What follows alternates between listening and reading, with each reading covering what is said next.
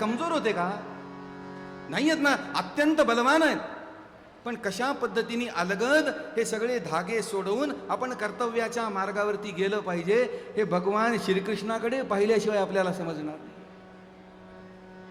कर्तव्य विन्मुख नरास करावया ते कित्येक मोह टपले असती सबोत. असे मोहाचे प्रसंग पावलापावलावरती येणारच. पण जो कृष्णासारखा सावध आहे, जो कृष्णासारखा निष्काम आहे, जो कृष्णासारखा केवळ कर्तव्य भावनेने जीवन जगणार आहे, त्याला ह्या अडचणी कधीही त्रास देऊ शकणार नाही. अलगद भगवंतानी देवकीच्या वसुदेवाच्या प्रेमाचे धागे सुद्धा सोडवले आणि गोकुळातल्या प्रेमाचे धागे सुद्धा सोडवले. वसुदेवानी भगवंताला टोपल्यात घेतलं आणि गोकुळामध्ये पोस्त केलं. सगळे पारेकरी ढाराडूर झोपलेलेच होते. पहारेकरी झोपायसाठीच असतात. पगार मिळतो आपल्याला, बस झालं म्हणजे आपल्याला काय पाहिजे अजून. ते झोपलेले आहेत. गोकुळात आले. गोकुळामध्ये प्रसंग असा झाला होता की यशोदा प्रसूत झाली होती आणि तिला एक मृतवत वाटणारी मुलगी जन्माला आली. ती जणू काही जस काही आता गतप्राण मेलेली आहे. भगवंताची आदलाबदल केली. भगवंताला यशोदेच्या कुशीमध्ये ठेवलं आणि ती यशोदेचं मृतवत बालक घेऊन वसुदेव पुन्हा कारागृहामध्ये आले. देवकीच्या मांडीवरती ते मृतवत बालक ठेवलंय. कारागृहामध्ये ऊब आहे. असं आहे, एअर कंडिशन कारागृह त्या काळी जन्माला निर्माण झालेलं नव्हतं. नाही तर आपल्याकडे कारागृह फार छान छान आहेत. कुठं कैदेला होते? आगा खान पॅलेसमध्ये. आगा खान पॅलेसमध्ये कैद? अरे मी तर जन्मभर राहायला तयार आहे. आगा खान पॅलेसमध्ये जर कैद असेल तर मी तयार आहे ना जन्मभर कैद भोगायला. ते तसे कैद खाणे थोडेच आहेत. तो कंसाचा कारागृह आहे. ते लेकरू जागं झालं आणि मोठ्याने रडलं. कंसाला बातमी गेली. कंस धावत आला. तिला ठेचून मारायचा प्रयत्न केला. भगवंताची ती योगमाया मुलीच्या रूपाने जन्माला आलेली ती कंसाच्या हातातून निसटली आणि जाता जाता कंसाला निरोप देऊन गेली. मेल्या, म्हणले मला कसला मारायचा प्रयत्न करतोस? तुला मारणारा तुझा काळ माझ्या आधी जन्माला आला आहे आणि असायला पाहिजे त्या ठिकाणी सुरक्षित आहे. तू आजच मेलास असं समज. तुझे प्राण मी घेऊन चालले. खाली फक्त तुझं मढ शिल्लक आहे. यथावकाश तेही पडेल. ती अंतर्धान पावली. कंसाचा मात्र बीपी वाढायला लागला. घाम फुटला अंगाला आणि कंस गलित गात्र झाल्यासारखा खाली बसला. कंसाचं त्राण जरी गेलेलं असलं तरीही आज ज्या गोकुळामध्ये भगवंतानी पहिल्या प्रथम प्रवेश केलाय त्या गोकुळामध्ये सर्वत्र बातमी गेली की कंस नंदाच्या घरी मुलगा झाला, यशोदेला मुलगा झाला आणि जणू सगळ्या गोकुळाला आनंदाचं भरतं आलं. घराघरामध्ये त्यांच्या आनंदाचं प्रतीक म्हणून गुढ्या उभ्या केल्या गेल्या. तुकाराम महाराजांचा मोठा सुंदर अभंग आहे. त्या गोकुळाच्या परिस्थितीचं वर्णन करणारा तुकाराम महाराज सांगतात, भगवंताचं आगमन काय झालं आणि गोकुळामध्ये आनंद एवढा ओतप्रोत भरला की त्याचा अंत न पार समजायची शक्यता राहील. गोकुळीच्या सुखा अंत पार नाही लेखा, अंत पार नाही लेखा, अंत पार नाही लेखा. बाळकृष्ण नंदा घरी आनंद नर नारी, आनंद नर नारी, आनंद नर नारी.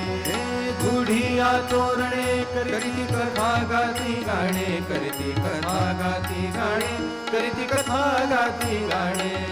तुका म्हणे छंदे मन मोहिले गोविंदे, मन मोहिले गोविंदे, मन मोहिले गोविंदे. तुका म्हणे छंदे मन मोहिले गोविंदे. भगवंतानी सगळ्यांची मन जी त्या दिवशी आपल्याला वश करून घेतली ती पुढे कधी जन्मभर सुटलीच नाही.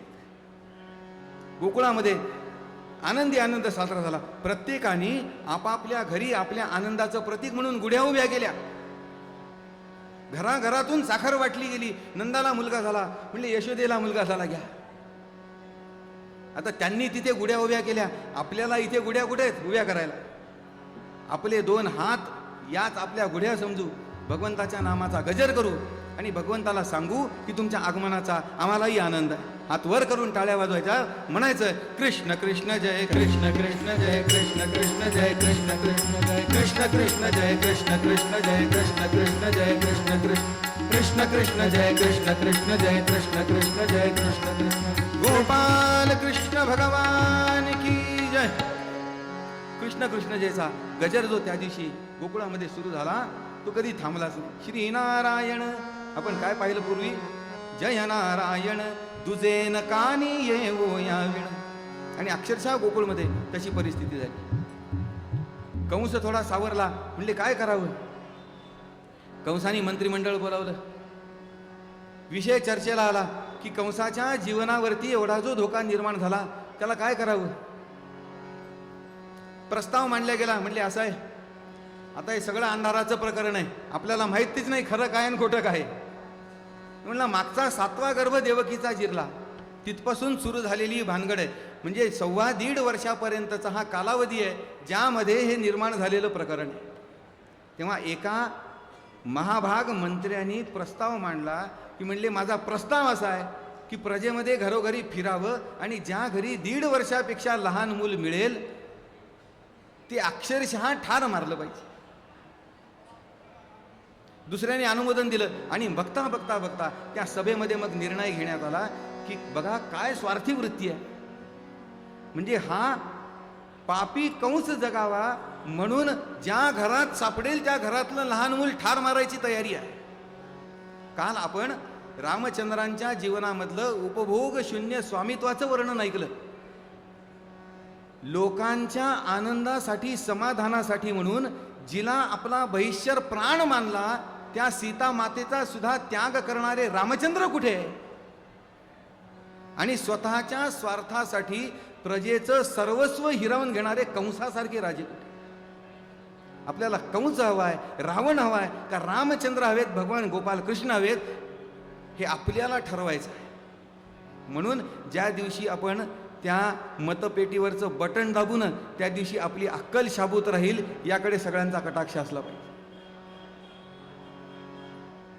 सभेत मग ते धवा त्वरित घेतला निर्णय, नृपावरील वारण्या परम संकटाचे भय.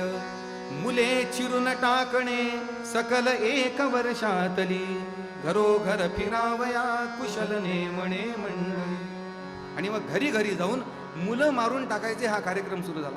प्रत्येकाने आपापलं क्षेत्र वाटून घेतलं आणि मुलं मारायला सुरुवात झाली.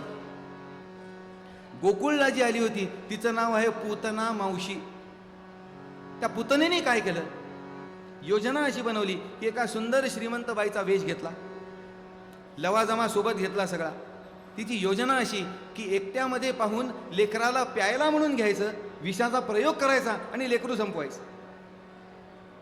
5-50 लेकरं अशा पद्धतीने संपवत संपवत संपवत ही पूतना मावशी आता होती राक्षसीण. अतिशय भेसूर असतं तिचं रूप. पण काय आहे, आजकाल मेकअप आर्टिस्ट फार पुढारलेले झाले. म्हणजे त्या ब्युटी पार्लरमध्ये जातानाचा फोटो आणि येतानाचा फोटो तिचाच आहे असं शपथेवर खाऊन सांगायची सोय. सगळं आवरून 11:35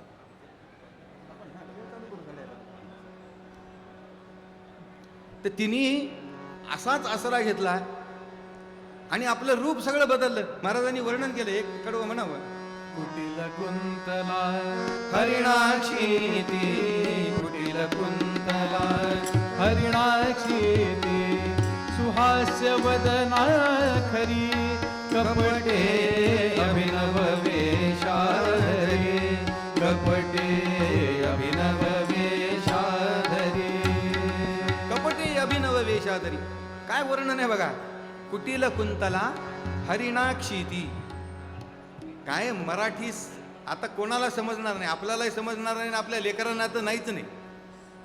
त्यांना कुठल्या भाषेत सांगावं लागतं. पूतना कशी होती, कर्ली हेअर व्हेरी फेअर असं म्हणलं की कुटील कुंतला म्हणजे काय, कुटील कुंतल म्हणजे केस, वळणदार जिचे केस आहेत म्हणजे काय, कर्ली हेअर. हरिणाक्षी, हरिणाक्षी हरणासारखे जिचे डोळे सुंदर आहेत. आता मुळात होते का नव्हते माहिती नाही, पण ते सगळं पेन्सिली पेन वगैरे वापरून ते सगळं त्या पद्धतीने केलं आणि ही कामगिरीवरती निघाली. लेकरं संपवत संपवत संपवत ती यशोदेच्या घरात आली आणि भगवंताच्या समोर येऊन उभी राहिली. भगवंत हसायला लागले, म्हणले या मावशी तुमचीच वाट बघत होतो. ती त्या ठिकाणी अशी काही मिसळून गेली की जणू त्या घरातली आहे. आली होती कपट अंतःकरणामध्ये घेऊन, खूप मोठे प्रसंग आहेत. सविस्तर वर्णन करायचं म्हणलं ना तर काल्याच्या कीर्तनाला कमीत कमी 4 ते 4.5 तास पाहिजे. 4-4.5 तास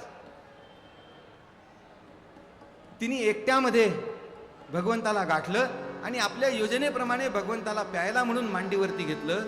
चुर चुर चुर ओढी विषतो देवराणा, बघत वरी हराया पूतना प्राण जाणा. निज बला पुले ते कठाई करोनी, कवळी द्वय करानी पूतना चाप पाणी. भगवंत मांडीवरती पाय नाचवत पडलेत. भगवंताचे एवढे एवढे एवढे छोटेसे पाऊल आहेत. त्या पावलावरती शंखचक्राच्या खुणा तिने पाहिल्या आणि तिच्या लक्षात आलं की आपण अयोग्य ठिकाणी हे येण्याचं धाडस केलं. तिने भगवंताचे पाय हातामध्ये धरले आणि भगवंताची क्षमा याचना केली. का? प्राण कंठाशी आले. भगवंतानी दुधासोबत विषामागे तिचे पंचप्राण आकृष्ट केले आणि प्राण जायची वेळ आल्यानंतर सुचलेलं हे उशिराचं शहाणपण आहे. तिने पाय धरले आणि भगवंताची क्षमा याचना केली. म्हणजे देवा चुकलं माझं, मला सोड. मज सोडी रे सोडी आता घन निळा, मम प्राण झाला गोळा. जरी आले मी कपट धरून ये ठाया, लागले तुझा परिपाया. तव पाय मुक्तीला देती, या परी पुराणे वदती. तुझ पुरुष पुराण म्हणती, हे आणून या ध्यानी धरी मजला. तू नागर बन्सीवाला, मज सोडी रे सोडी आता घन निळा, आता घन निळा. मम प्राण झाला गोळा. देवा चुकलं म्हणले, मला क्षमा कर. आता भगवंताची तांत्रिक अडचण झाली.